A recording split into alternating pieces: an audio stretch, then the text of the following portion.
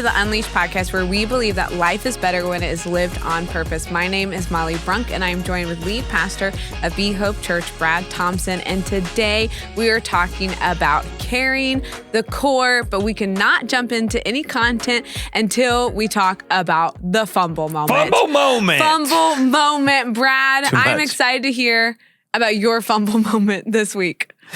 Yeah, I'm excited about this this message today. Is it a message? This podcast today.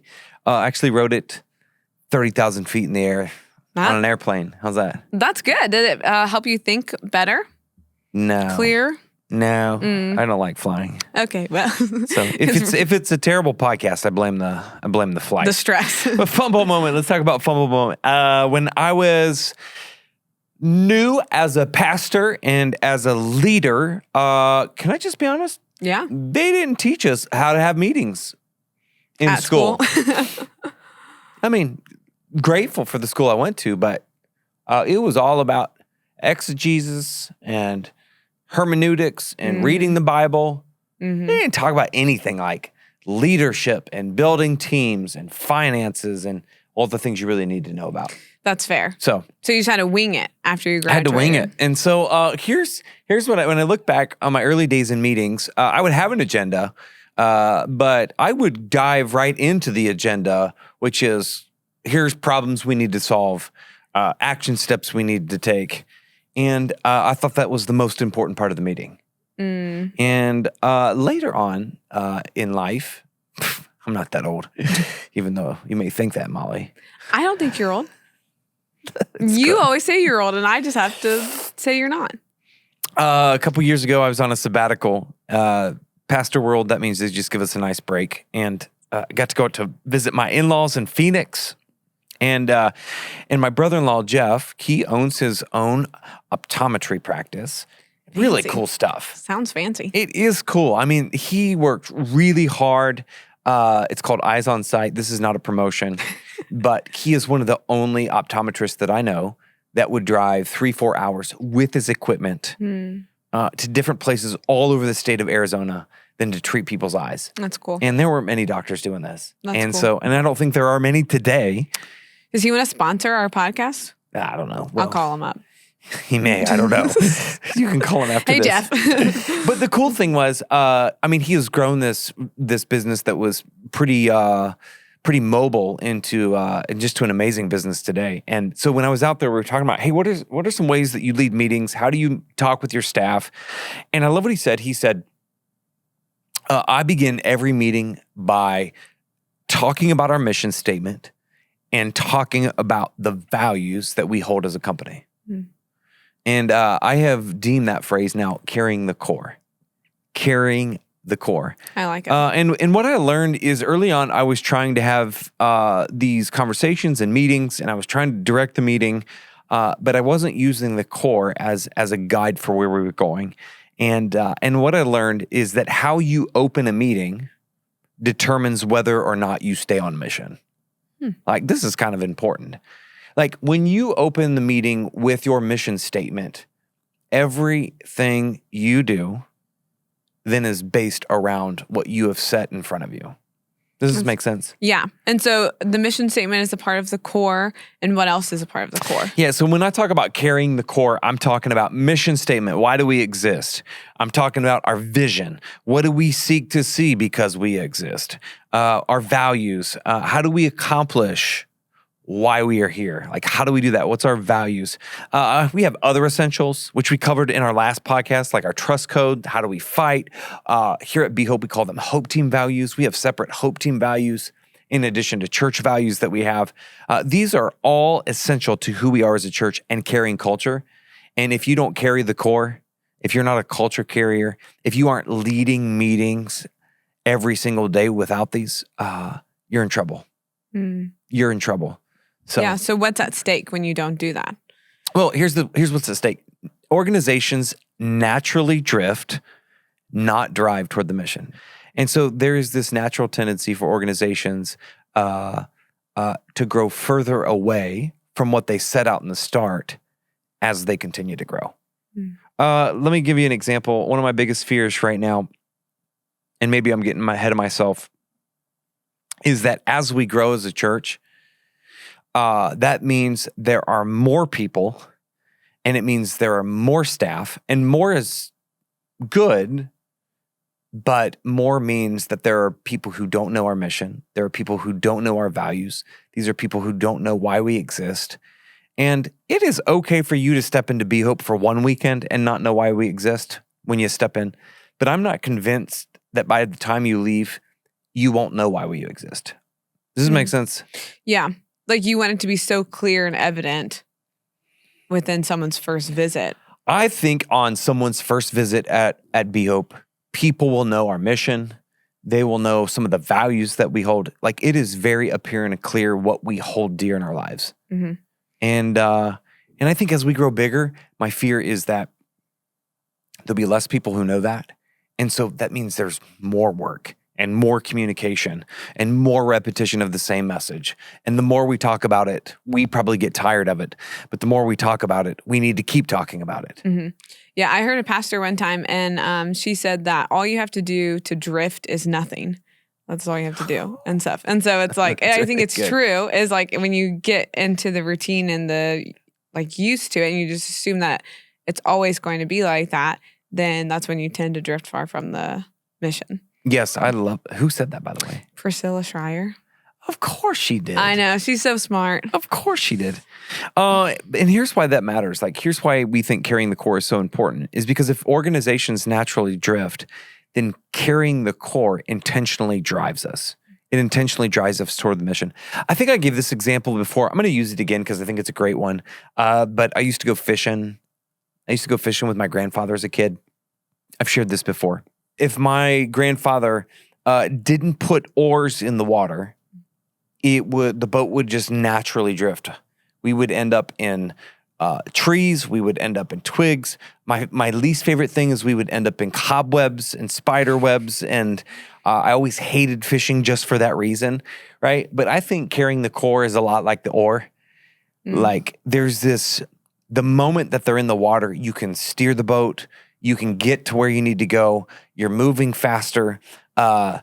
We used to use the oars to knock down cobwebs, to beat up snakes, like anything that compromises the mission. Like we could use that to scare off anything that was scary to me at the time. At the time, still currently. So I kind of think about the core as like the oar of the boat.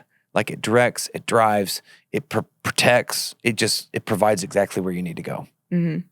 No, that's really good. And so what are some steps that we can do to actually carry the core? Yeah, if I could just say it like this, sometimes in organizations, like they may drift and it may not feel like your fault, but I heard a leader say it may not be your fault, but it's your responsibility. That's good. Carrying the core is always your responsibility. Mm-hmm. And we're teaching our team this. We're talking with our team about this. And so we're learning this together. But the first step that you can take when it comes to the core is you have to start with the core. So step number one, I know it seems stupid, start with the core. And here's what I mean by that. The core should be the icebreaker. Mm. For every meeting that you hold, for every event that you hold, for every service that you hold, for every quarterly gathering that you have, you must start with the core. It's how you open, it's how we open our Mondays. Mm-hmm. I know we've talked about it. I know it annoys people, but I still think it's important. To re-say the mission? Every single Monday. Every single Monday, yeah. Every single Monday. And one of the things I love that we do, I think we do this well, is that not just about the mission, but when it comes to our vision and our values, we share stories every single week of where we see our vision alive. Mm-hmm. We tell baptism stories. We tell salvation stories. We talk about healing stories. We talk about Hope Team members who are absolutely crushing it and doing amazing things. Like, we celebrate stories and share stories every Monday for about 45 minutes before we ever get into the work. Yeah. Yeah. Which is helps us, and then it helps the congregation also know what we value and what we celebrate, and just to keep fueling the fire. Like, it's a fast moving train. And so it's a great way to stay on our mission of what we celebrate and what we don't and stuff. And sometimes we have things that like don't fit into our mission and our wins and things like that. Tutus. Yeah. And like, it's just like silly things that just like stick out and stuff like that. But there are these pieces where it's like so evident of like, yep, this is what we're going to share and this is what we're going to celebrate because this is who we are. Like when we're sitting in like a staff meeting. So. Yeah. And I think at times it's been obvious. This is going to sound bad when I say it. It's been obvious when people don't get it. Yeah. Because they're sharing the wrong things. Yep. Like, if I could just, can I be honest? Like when you use the word I or me in the story that you share, it tells me you don't get who we are. Yep. You don't get it. Yep. Because it's not about you. Yep. It's about the people we serve. It's about the stories of life change. And so I always say this, start with the core. The core has to be the icebreaker. So share your mission statement at the beginning of every meeting. Share stories about where you see your vision alive and at work. And the third thing we do is we celebrate our values by holding each other accountable. So on Monday, I hand all of our team members, not all of them, but I will have a big frame with one of our values, and I'll have one of our team leaders share the value, talk about why it's important, but then share with our team where they see it at work, and then ask the question to the rest of the team, where do you see this value at work on your team? Yep. And that's where we get to talk about, that is the time where you can be like, hey, this is where I struggle. This is where I need to be better. But a lot of times what I hear is, I see this leader doing this, or I saw this in that story. And that's one of the ways that you have to open the meeting. Yeah. No, I think it's good. And I think it gets all of us involved and interacting too, where we're not just listening to you tell us what the values and what the mission is. Like we have to explain where we see it. All right. So that's step number 1. What's step number 2? Step number 2, assess with the core. So use your values to determine whether it's a success or a failure. I'm having trouble speaking today. The core should become the lens. This is what I wrote in my notes. The core should become the lens by which we determine success or failure. So I'll give you an example. When I'm preaching, I have a team that meets with me after I'm done, and sometimes I like it and sometimes I don't. And Matt, our producer, will attest to that. But there are times when that team will say to me, hey, you didn't connect with the back row. You didn't bring down the walls. You didn't break down the barriers. You didn't connect with the back row. And what that means to me when they say that is you actually, you didn't do a very good job of helping Jesus become somebody's hope today. You actually didn't reach the first church person. Our mission is to be hope to our communities. And then transform them by being somebody's first church. And what you're saying to me in that moment, when you say, you didn't reach the back row, we're saying, you didn't reach the first church person. It's a nice way of saying, you failed to accomplish the mission today. And I got to tell you, like, as much as feedback is painful and it's hard for me to hear that, I want to make sure that I am accomplishing the mission every time I stand on the platform or every time I'm leading meeting. If mission isn't front and center, then I'm failing as a leader. And so I hear those comments and it's like, Matt will tell you, there are some evenings, because we have service Saturday night at this campus, I will sit here till 8 or 9 o'clock at night with him going through, was that a B message, a C message? And if he's like, yo, that was a D, bro, that's got some work to, I will sit there and I will figure it out. Like, what do I need to do to break down the walls? What do I need to do to make this connect? Because it's that important to me. Yeah. Which is hard. Like, that's a hard feedback loop to have, but I think it's important and valuable. But yeah. And then there's this moment where, like, hey, I have gotten it right. I told a story about jujitsu the other day, and one of those people on my team said, I saw somebody in the back row, like, leaning in, connecting, nodding. And I was like, oh, that's good. Like that. So our mission, the core, becomes the lens on whether we are successful or whether we have failed. Yeah, which is funny because we talked about that when Ellen was on, of how do we, like, gauge our culture, or how do we gauge, like, how do we see if we're, like, succeeding or not? And so you answered your own question in this. That's good stuff. All right, what is number 3? Number 3, I have address with the core. So we have start with the core, assess with the core, address with the core. And here's what I mean, going kind of back to conflict, the core should be the foundation for dealing with conflict. So here's what I think some leaders where they get in trouble is they want to deal with conflict how they think they should deal with it. And what happens is you end up creating silos on your team because you're managing conflict in a way that isn't in alignment with who the organization is.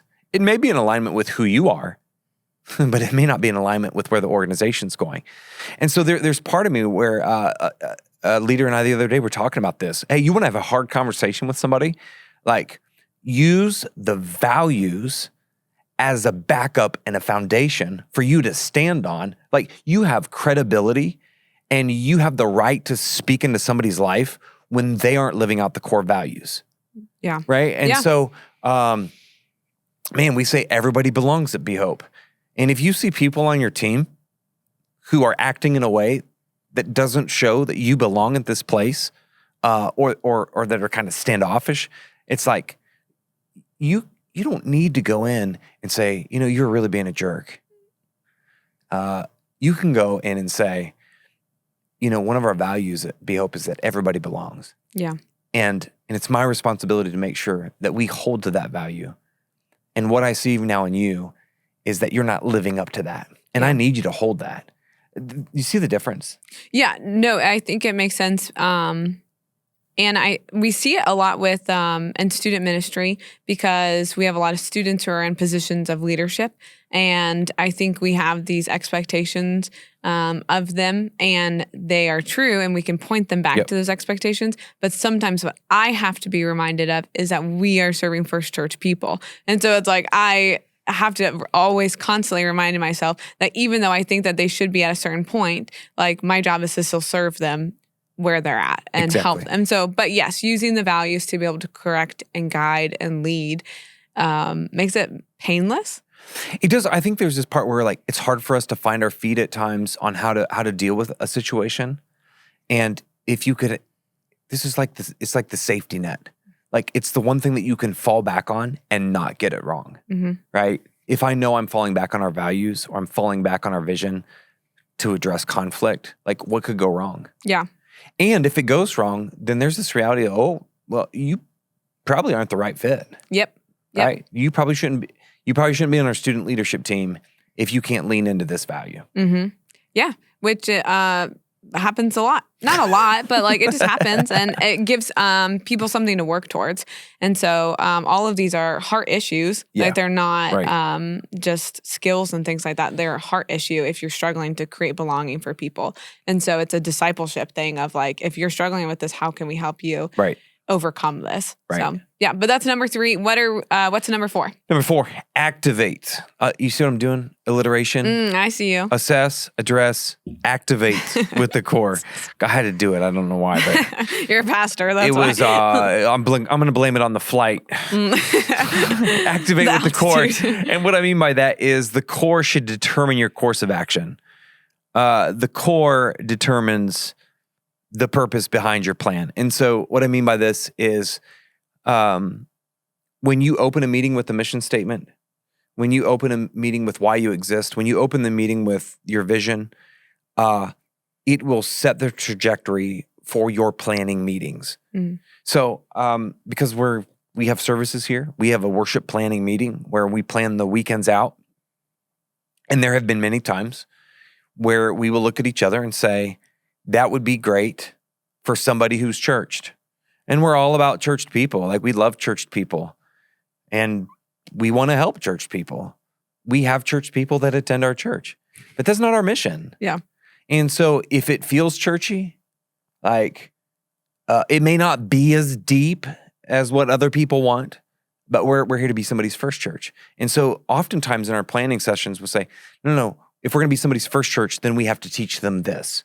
If we want to be somebody's first church, then we have to insert scripture here. Like, we have all these things that we're trying to implement throughout that time. And so I would say when you're doing it right, when you're carrying the core, you're allowing that mission to guide everything that you're doing. I would guess you have a student retreat coming up. We have awesome students at Be Hope.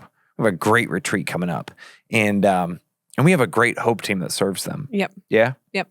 But I would guess in your planning time, you were probably asking the question, what can we do to reach people who have never been to a student retreat? Yep. And that's with all of our services. We can't disconnect. But I think when I see like that it should determine your course of action, I think when you believe in the mission and when you believe in where this church is headed or any place that you really have just given your life to, like, man, it should make you want to move. Like it fires me up because it's like, man, there's so much ground to be taken. It's good. And there's so much to be done. And so when I see this, it's like, well, yeah, we're going to do anything that we can to make a First Church person comfortable. We're going to do anything that we can to help people step into a relationship with Jesus. And so, I think it's natural for us at a certain point as staff members of like, yep, let's just do this. This is what we do. Yeah. And I think it's our job to help our Hope team members for it to become a natural thing for them, that this core determines their actions as well. It's good. So, but yeah, I mean, just the fact that like we're meeting our vision before we're even at 10 years, like, man, that should fire you up. Like, it's exciting. It does fire me up. What are we, like 3 years early, 4 years early? Yeah, which is just ridiculous. That's so cool. Yeah. So cool. Yeah, but it's a lens in which we should do everything. So carry the core in every conversation that you're having with your team and when you're making decisions and all of that. It all comes back to who you are as an organization and where you are headed. But, should we recap the 4 just real quick? Yeah, Can I just recap the 4? Yeah, give me all your A's. Start with the first one's not an A, but start with the core. Start with the core. It should be the icebreaker for every meeting. Assess with the core. It's the lens by which you determine success or failure. Address with the core. It's the foundation for dealing with conflict. And activate with the core. It should determine your course of action, or it's the purpose behind your plan. Love it. All right, we got to wrap up the episode with our hope or nopes. And so Taylor Swift has a new album coming out. Is that hope or nope? Do you know about it? I'm going to say hope. Hope? Do you know that it is a thing?